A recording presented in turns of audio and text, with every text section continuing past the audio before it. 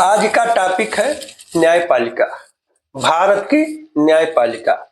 आज हम लोग न्यायपालिका से संबंधित उन सभी महत्वपूर्ण तथ्यों को देखेंगे, पढ़ेंगे, जिनसे प्रतियोगी परीक्षाओं में सवाल बनते हैं, आते हैं। लगभग सभी प्रतियोगी परीक्षाओं में न्यायपालिका से संबंधित कोई ना कोई सवाल पूछा जाता है। उन्हीं महत्वपूर्ण बिंदुओं को, उन्हीं महत्वपूर्ण प्रश्नों को टारगेट करके आज का क्लास तैयार किया गया है। आज का क्लास शुरू करें उससे पहले आप लोगों से अनुरोध है कि यदि आप लोग अपना जीएस पावर इंप्रूव करना चाहते हैं, बेसिक से जीएस को पढ़ना चाहते हैं, तो जीएस वाले बाबा को सब्सक्राइब करें और ऑल का बटन दबाना ना भूलें। चलिए शुरू करते हैं आज का क्लास। पहले न्यायपालिका से संबंधित महत्वपूर्ण तथ्यों को पढ़ेंगे, फिर उन तथ्यों से कैसे प्रश्न बनते हैं, कैसे प्रतियोगी परीक्षाओं में सवाल पूछे जाते हैं, उसको जानेंगे। न्यायपालिका से संबंधित जो सबसे बेसिक तथ्य है वो ये है कि समस्त न्यायालयों को सामूहिक रूप से न्यायपालिका कहते हैं।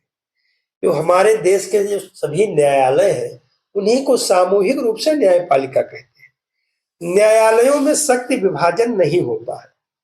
भारतीय न्याय प्रणाली में छोटे छोटे न्यायालयों के ऊपर प्रत्येक जिले का जिला न्यायालय, उनके ऊपर राज्यों के उच्च न्यायालय और सबसे ऊपर सर्वोच्च न्यायालय। यहाँ ध्यान दीजिएगा, कई प्रतियोगी परीक्षाओं में भारत के न्यायालयों का क्रम दे दिया जाता है, पूछ लिया जाता है कौन ये क्रम सही है कि नहीं है। तो हमारे देश का जो न्यायपालिका है उसके जो न्यायालयों का क्रम है कि सबसे पहले छोटे न्यायालय को, जैसे तहसील हो गया, लोक अदालत हो गया, ये सब हो गए। उसके बाद डिस्ट्रिक्ट का डिस्ट्रिक्ट कोर्ट होता है, जिला न्यायालय जिसे कहते हैं। तो जिला न्यायालय, उसके ऊपर राज्यों के न्यायालय होते हैं, उसको उच्च न्यायालय कहते हैं। और जो हमारे देश का सबसे सर्वोपरि न्यायालय है, उसे सबसे ऊपर का न्यायालय है, उसे सर्वोच्च न्यायालय कहते हैं। तो ये हमारे यहाँ के न्यायपालिका के न्यायालयों का क्रम है, याद रखिएगा। कई प्रतियोगी परीक्षाओं में पूछा गया है कि हमारे न्यायपालिका में न्यायालयों का क्रम क्या है। चलिए इससे संबंधित अगला तथ्य देखते हैं। न्यायपालिका से संबंधित तो न्यायपालिका में छोटे न्यायालय, तब तहसील और लोक अदालत जैसे, उसके बाद जिले का जिला कोर्ट, मतलब जिले का न्यायालय, उच्च न्यायालय और फिर सर्वोच्च न्यायालय सबसे ऊपर है। तो आज जो हम लोग पढ़ेंगे वो सर्वोच्च न्यायालय से संबंधित महत्वपूर्ण तथ्यों को जानेंगे और उन्हीं महत्वपूर्ण तथ्यों को जानेंगे जो प्रतियोगी परीक्षाओं में पूछे जाते हैं। तो आज का जो हमारा न्यायपालिका के तहत जो हमारा मेन पॉइंट है वो ये है सर्वोच्च न्यायालय। तो भारत की न्यायिक व्यवस्था इकहरी और एकीकृत है। कई जगह पूछ लिया जाता है कि भारत के जो न्यायिक व्यवस्था है वो कैसी है, तो भारत की न्यायिक व्यवस्था इकहरी और एकीकृत है, जिसके सर्वोच्च शिखर पर भारत का सर्वोच्च न्यायालय है। और नीचे से लेकर कोई विवाद है तो नीचे से लेकर सर्वोच्च न्यायालय तक अपील कर सकता है। और सर्वोच्च न्यायालय कहाँ स्थित है? दिल्ली में स्थित है। कई एंट्रेंस एग्जाम वगैरह में पूछ लिए जाते हैं, अग्निवीर वगैरह में जो प्रतियोगी परीक्षा होती है उसमें ऐसे सवाल भी पूछ लिए जाते हैं। लोगों को लगता है बड़ा नॉर्मल सवाल है, लेकिन कभी कभी बच्चे इन सारी चीजों में कंफ्यूज हो जाते हैं जब उनका कॉन्सेप्ट क्लियर नहीं होता है। तो याद रखिएगा, जो हमारा सर्वोच्च न्यायालय है कहाँ है? दिल्ली में है। और हमारे न्यायालयों का क्रम क्या है? छोटे न्यायालय, डिस्ट्रिक्ट कोर्ट यानी जिले के न्यायालय, फिर राज्यों के उच्च न्यायालय, सर्वोच्च न्यायालय, ये हमारे न्यायालयों के क्रम है। चलिए सर्वोच्च न्यायालय से संबंधित अन्य तथ्यों को देखते हैं। तो सर्वोच्च न्यायालय से संबंधित जो सबसे बेसिक तथ्य है वो ये है कि सर्वोच्च न्यायालय की स्थापना, गठन, अधिकारिता, शक्तियों के विनिमय से संबंधित विधि निर्माण की शक्ति भारतीय संसद को प्राप्त है। यानी सर्वोच्च न्यायालय का गठन संबंधी प्रावधान अनुच्छेद 124 में किया गया है। कई प्रतियोगी परीक्षाओं में आया है कि सर्वोच्च न्यायालय का गठन संबंधी प्रावधान किस अनुच्छेद में किया गया है? भारत के संविधान में, तो अनुच्छेद 124 में किया गया है। इसी से संबंधित, इन्हीं तथ्यों से संबंधित आगे देखते हैं कैसे सवाल आते हैं।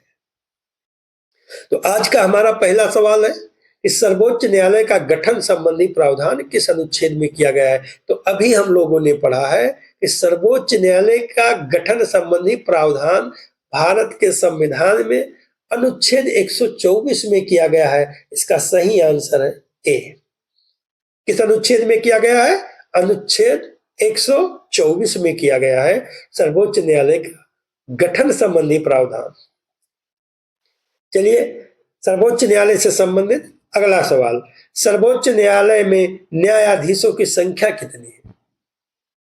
अगर आपको पता हो तो उसको कमेंट में बताइए कि सर्वोच्च न्यायालय में न्यायाधीशों की संख्या वर्तमान में कितनी है। तो इसका जो सही आंसर है वो है 34, एक मुख्य न्यायाधीश और 33 अन्य न्यायाधीश। सर्वोच्च न्यायालय में न्यायाधीशों की संख्या कितनी है? 34। इसमें एक मुख्य न्यायाधीश होता है, 33 अन्य न्यायाधीश होते हैं।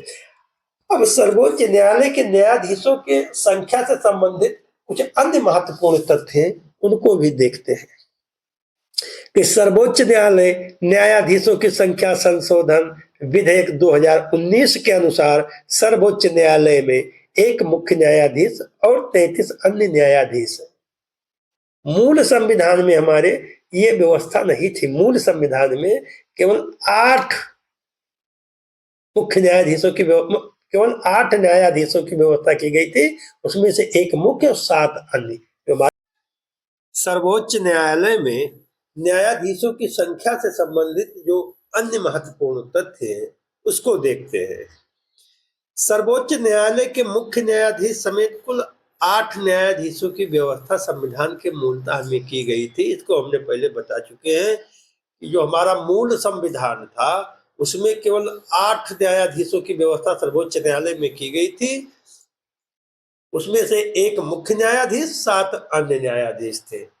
लेकिन कार्य का बढ़ते कार्य को देखकर, वर्कलोड को देखकर इसमें संशोधन किया गया।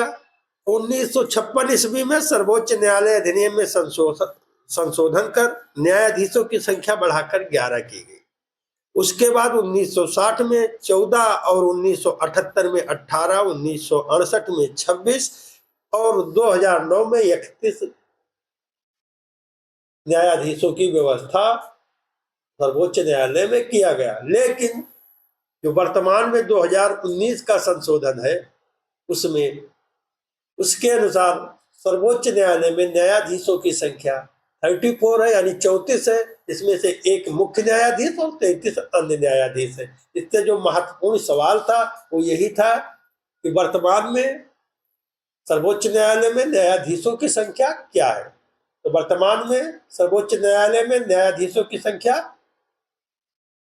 34 है, यानी 34 है, जिसमें से एक मुख्य न्यायाधीश और 33 अन्य न्यायाधीश। ये पॉइंट याद रखिएगा, यही पॉइंट पूछा जाता है परीक्षाओं में। चलिए देखते हैं सर्वोच्च न्यायालय से संबंधित अन्य महत्वपूर्ण तथ्यों को, अन्य सवालों को। तो अगला जो सवाल है वो है कि संविधान में सर्वोच्च न्यायालय में कितने न्यायाधीशों की व्यवस्था की गई थी। यहाँ प्रश्न को लिखने में, टाइप करने में मिस्टेक किया गया है। यहाँ होना चाहिए मूल संविधान में। तो मूल संविधान में अभी हम लोगों ने पढ़ा कि सर्वोच्च न्यायालय में न्यायाधीशों की संख्या 8 थी। इसमें से एक मुख्य न्यायाधीश और 7 अन्य न्यायाधीश थे। चलिए इससे संबंधित अन्य तथ्यों को देखते हैं। अगला जो तथ्य है वो है सर्वोच्च न्यायालय के न्यायाधीशों की नियुक्ति, यानी सर्वोच्च न्यायालय के न्यायाधीशों की नियुक्ति कौन करता है। तो सर्वोच्च न्यायालय के न्यायाधीशों की नियुक्ति जो है वो राष्ट्रपति करता है। राष्ट्रपति मुख्य न्यायाधीशों की नियुक्ति करते समय सर्वोच्च न्यायालय के अन्य न्यायाधीशों से परामर्श ले सकता है, लेकिन जब अन्य न्यायाधीशों की नियुक्ति करता है, चयन करता है, तब राष्ट्रपति मुख्य न्यायाधीश से परामर्श करता ही करता है। याद रखिएगा कि सवाल यहां से कैसे आते हैं कि भारत का राष्ट्रपति सर्वोच्च न्यायालय के न्यायाधीशों की नियुक्ति करते समय किसका परामर्श लेता है। तो उसका सही जो आंसर है वो है सर्वोच्च न्यायालय के मुख्य न्यायाधीश का। चलिए इससे संबंधित अगला तथ्य देखते हैं। तो अगला जो क्वेश्चन है हमारा कि सर्वोच्च न्यायालय के न्यायाधीश की नियुक्ति कौन करता है? तो सर्वोच्च न्यायालय के न्यायाधीश की नियुक्ति जो करते हैं वो राष्ट्रपति करते हैं। याद रहे कि सर्वोच्च न्यायालय के न्यायाधीश की नियुक्ति राष्ट्रपति करता है और शपथ भी राष्ट्रपति दिलाता है। कई प्रतियोगी परीक्षाओं में पूछा गया है कि भारत के सर्वोच्च न्यायालय के न्यायाधीश को शपथ कौन दिलाता है? तो राष्ट्रपति दिलाता है। चलिए देख लीजिए, अगला क्वेश्चन भी वही है कि सर्वोच्च न्यायालय के न्यायाधीश को शपथ कौन दिलाता है? तो राष्ट्रपति दिलाता है। यानी सर्वोच्च न्यायालय के न्यायाधीशों की नियुक्ति और शपथ का जो कार्य होता है वो राष्ट्रपति संपन्न करता है। याद रहे, तब बहुत महत्वपूर्ण तथ्य है, परीक्षाओं में आने वाले प्रश्न है। विगत तो पिछले यूपी पुलिस भर्ती हुई है, जो यूपी पुलिस भर्तियां हुई है पिछली, उसमें आने वाले ये सवाल है। लेखपाल की भर्ती में भी ये सवाल पूछा गया है। और सीटेट के सोशल साइंस, सीटेट का जो सोशल साइंस आता है, पर्यावरण आता है, उसमें भी ये सवाल पूछा गया है कि सर्वोच्च न्यायालय के न्यायाधीश को शपथ कौन दिलाता है। इसमें बच्चा बहुत कंफ्यूज होता है आप दोनों को देखकर। तो कॉन्सेप्ट क्लियर रखिएगा कि सर्वोच्च न्यायालय की नियुक्ति और शपथ राष्ट्रपति दिलाता है सर्वोच्च न्यायालय के न्यायाधीश को।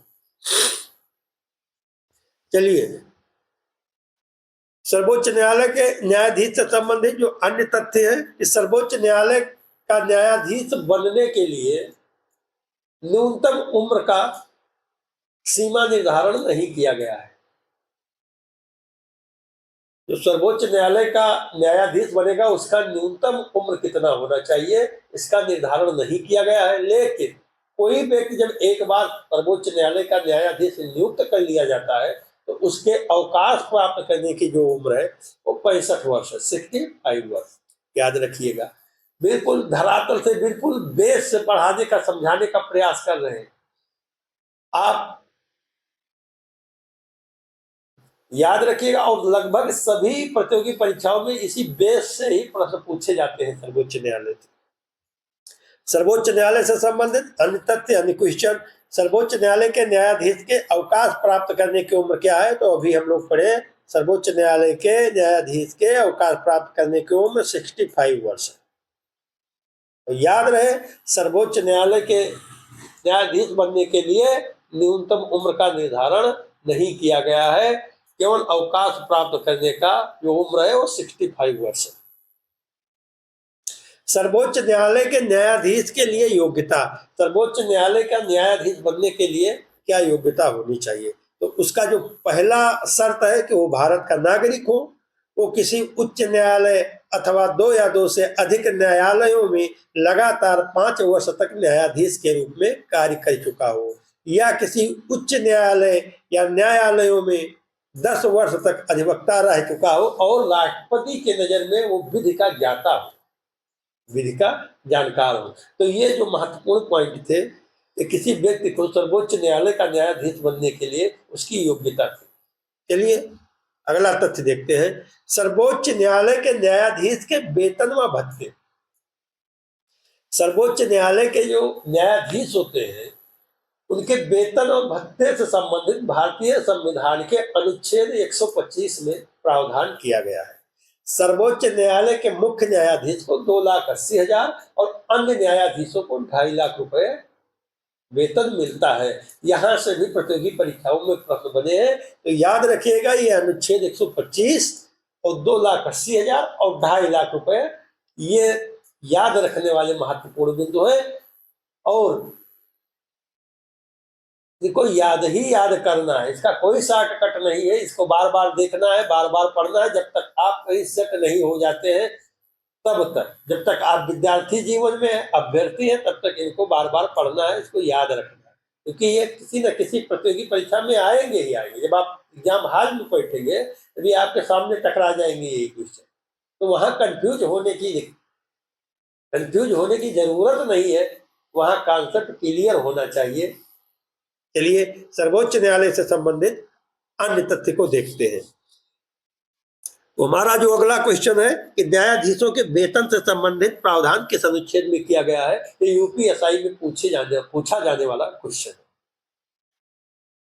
न्यायाधीशों के वेतन से संबंधित प्रावधान किस अनुच्छेद में किया गया है? तो अभी हम लोगों ने पढ़ा है कि भारतीय संविधान के अनुच्छेद 125 में न्यायाधीशों के, सर्वोच्च न्यायालय के न्यायाधीशों के वेतन और भत्ते से संबंधित प्रावधान किया गया है।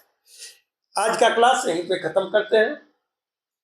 मैं पूरे विश्वास के साथ कह सकता हूं, किसी भी प्रतियोगी परीक्षा में, वनडे